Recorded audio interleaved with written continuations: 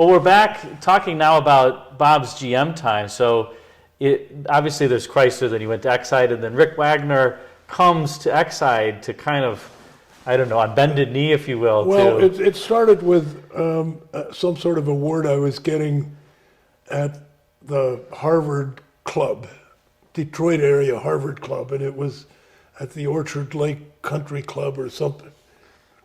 Don't pin me down on that one. It may have been a different one, but it was one of the country clubs up there. It wasn't Bloomfield Hills, it was another one. And Rick was the president of the club at the time, so I sat at his table. And during the dinner, he said to me, Bob, after your successful time at Chrysler, by the way, congratulations on this award, but I wonder if you were in my position at General Motors right now, what would you do? That must have opened the door. I said, Rick, do you want to eat dinner? Or do you want... And he said, no, I'm just curious. I said, Rick, I'd love to start in on this now, but I don't think we should because I wouldn't know where to begin. And he said, it's that bad. I said, no, it's not all bad. It's just there are a lot of things that I think are very obvious that the company should do differently.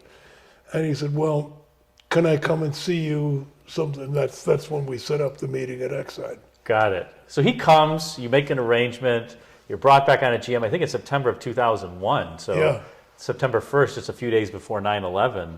But I think back to that time at GM before you came, and I'm reminded of, I think it was a David E. Davis quote, who said the main problem with GM was that there's no 14-year-old who says, Dad, I want Illumina.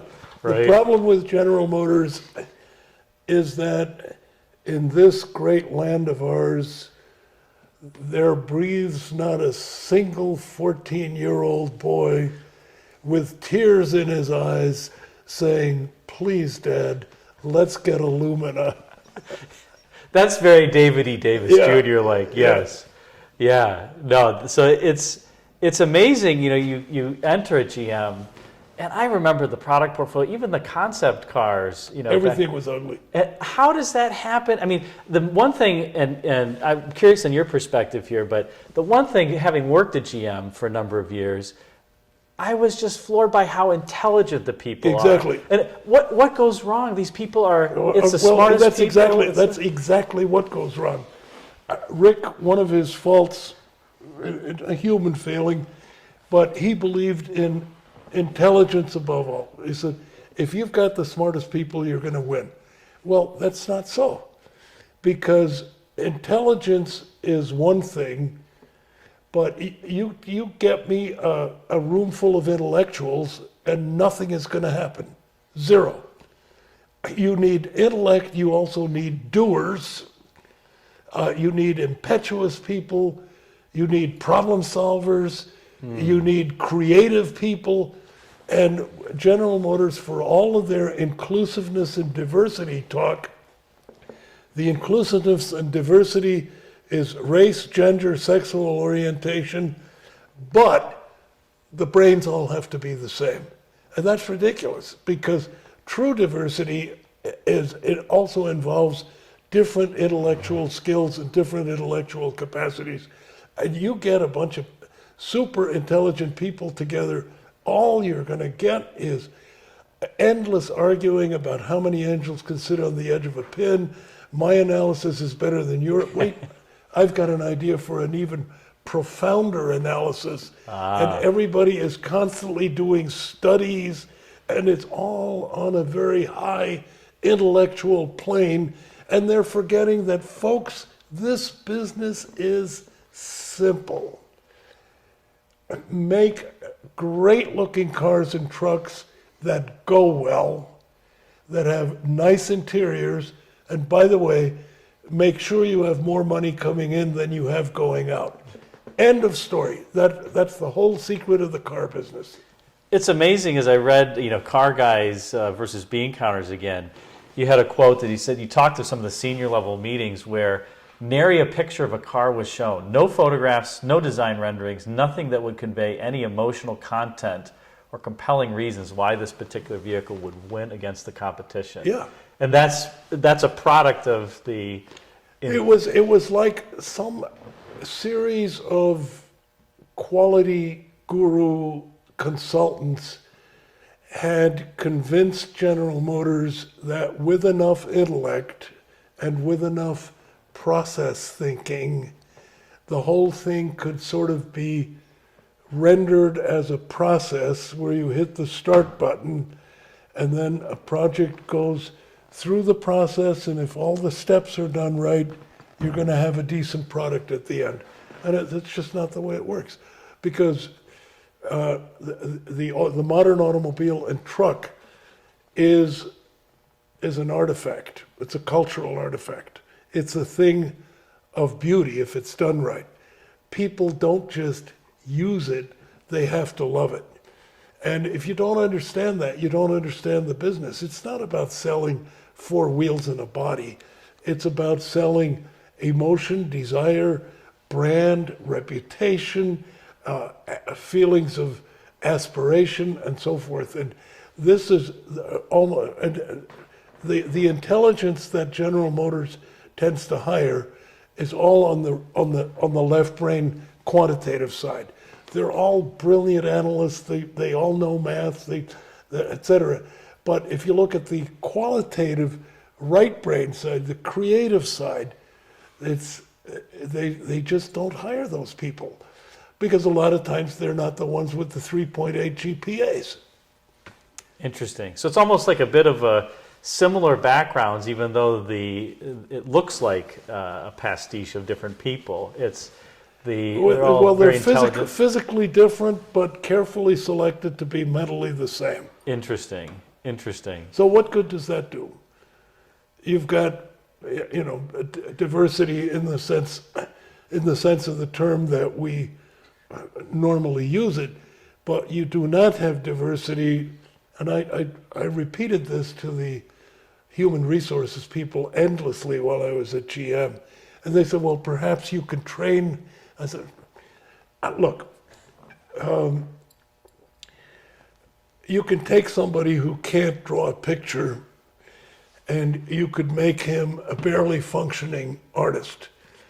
You can take somebody who can't play the piano, and with enough training, they can probably play Twinkle, Twinkle, Little Star. But you are not going to make a virtuoso pianist out of somebody who doesn't have the natural musical ability. And that's what you've got to hire for. You've got to hire people with the natural, innate, creative ability. You can always improve off of whatever level you've got. But as the old saying goes, you can't make silk purses out of sow's ears. That's just not possible. So it seems like General Motors was trying to, and rightfully so maybe, develop a process out of things. Is there a way that you can get the results that Chrysler or BMW got without having that kind of knight in shining armor, leader type? Is that something that can be engineered? I think if you have a team-oriented culture and a fairly loose culture, such as is evident at times, I'm told, in the technical industry like Google and stuff like, you can't exaggerate it, because I've seen it get out of control. When I was a board member at the now defunct Silicon Graphics. But too much order and discipline and risk avoidance is death to an enterprise that's supposed to be creating exciting products for customers. It just is. So if you get too much order, too much discipline, too much predictability, too much risk avoidance, you're killing creativity, and it's the creativity that you're relying on. So you come in 2001, by 2007, GM sweeps North America Car and Truck of the Year with the Silverado and the Saturn Aura at the time. The next year, the Malibu won the North American Car of the Year, and the CTS won Motor Trend Car of the Year. And then in July of 2008, the stock dividend suspended, the salary worker costs are cut by 20%. GM's proposing asset sales to raise $15 billion in the next 18 months. What was going on there at that time? And what was your take on? Was it just not in time, or no? What happened was we were hobbled by UAW healthcare and pension healthcare requirements, which took like almost, I think, $10 billion off the top line. And it was almost impossible to make enough money in the car business at the time to fund that obligation and at the same time have something left over for the shareholders. And it was also, we still had the jobs bank, so it was basically, you were inflexible in reducing labor because, yeah, you could close a plant, but you kept the people. I mean, what good is that? So we had a lot of fixed costs that we simply could not get rid of. You know, everybody knew that we should probably get rid of Saab, that we should probably get rid of Saturn, et cetera, but nobody knew how to do it because the upfront costs were so high that we couldn't afford to do the things that we knew we had to do to get better. Reduce capacity? Sure. Reduce the workforce? Absolutely. But you just couldn't do it. But we thought, well, if we can wait for the actuarial curve to come bring the UAW obligations down, and we don't have a major recession, and we have a war chest of $15 billion that should see us through any normal recession. And we kept running those scenarios, you know, yeah, we'll be okay, we'll be okay. And then the really big one hit 2008 with the subprime mortgage collapse, the housing market collapse, stock market collapse, and the collapse of the automobile market. I mean, we went from 17 million cars a year in the U.S. to, I think, 8.5 or something. Yeah, 8 to 9. Yeah, 8 to 9. So we were decimated, and we were hemorrhaging, I think, close to $4 billion a quarter. Ford went into it with a much bigger pile of cash. Lucky, I say lucky for them. The former CEO said he had seen it coming. I'll give him the benefit of the doubt. But at any rate, they went in with about 30 billion. So they scraped by. Toyota had 100 billion. They barely felt it. But General Motors with its 15 billion, when you're hemorrhaging at 4 billion a quarter, it only lasts 4 quarters. That's right. Well, I think people, you know, the layperson also doesn't understand. I mean, all the suppliers are extending credit to you. If you start having financial troubles, then they pull it. They pull it. It was a bad time, but the funny thing, Whitaker, after he became CEO, thought he turned the company around. There was nothing to turn around. I mean, post-bankruptcy, we had cars that were attractive, that sold for their full price, didn't require massive rebates, and we no longer had all this horrible debt and fixed cost load that were dragging we were like trying to swim the length of a pool with 10-pound anvils tied to our ankles. Once you cut the ropes loose and you're free of the anvils, hell, anybody can swim the length of the pool. And Whitaker prided himself on having turned General Motors around. More amusing books that was written. Yeah, he wrote. It was called Turnaround. It was called Turnaround. That's right. I think he actually thinks he did it.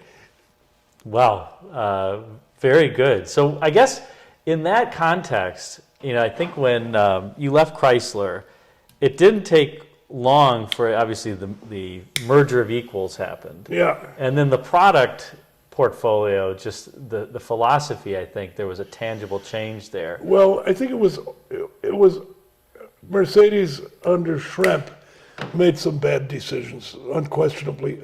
It was never a merger of equals. Daimler did not take advantage of Chrysler's strengths. They, I think, out of Teutonic arrogance said, we're Mercedes, you're only Chrysler, we'll tell you what to do. No, we would never use a Chrysler component in one of our cars? The answer is, why not? The stuff's just as good. And then it was sold to Cerberus under and Nardelli was CEO. And great name for a private equity firm, by the way, too. It's very fitting, right? Yeah, I thought so. And that's exactly how they behave. That's it. Dogs of hell. Yes, yeah, exactly. And they spent nothing on the product, cheapened everything, even the vehicles they had that were reasonably appealing were soon stripped of any appeal. And, it doesn't take the public long to find out. So do you think, clearly that changed at Chrysler. What's your read on GM after you left? Have they kept the emphasis, or where are they at, would you say, with the current generation? I'm not close enough to it to tell. I see certain things that I think are massively encouraging, like the massive investment in electrification, which I think is a good and forward-thinking thing. They're doing a superb job on the stuff that brings in the money, full-size sport utilities and pickup trucks. If they're de-emphasizing sedans a little bit and not doing new Camaros and stuff like that, in the fullness of time, who cares? Getting rid of Opel was a smart thing to do. That was going to be a drain forever. Can you imagine what that looks like right now? It's horrible. And so they did a lot of very smart things. At other times, I see some of the wrong-headedness creeping back in, like this last generation Silverado pickup truck. Here's Ram doing these world-class interiors, Ford doing very nice interiors, and the Silverado comes out with an interior out of cheap black plastic. And everybody notices. Then no badging. There was a black front end. Where is the bow tie? It didn't even have a bow tie. No bow tie on the back. Not even a Silverado badge. It's deep. The badge is debossed into the composite tailgate. So on a white tailgate, the white debossed Chevrolet, you can't see it. And I said, how does stuff like that happen? You'd think they would have learned the lesson that if you don't give the public the value it expects, all of your carefully laid plans of here's how much margin we're going to make per vehicle because we're going to sell 350,000 a year, it's not going to come true because you're going to be discounting them so much that the profit margin you thought you were going to get is not the one you wound up with. So the latest model Silverados have nice interiors again. The debossed tailgates have paint wipes in them so that you can actually read the Chevrolet. They did change that rather quickly in terms of the model years, too. My point is, why do they have to go through the mistake again to relearn lessons that should have been learned a dozen times before?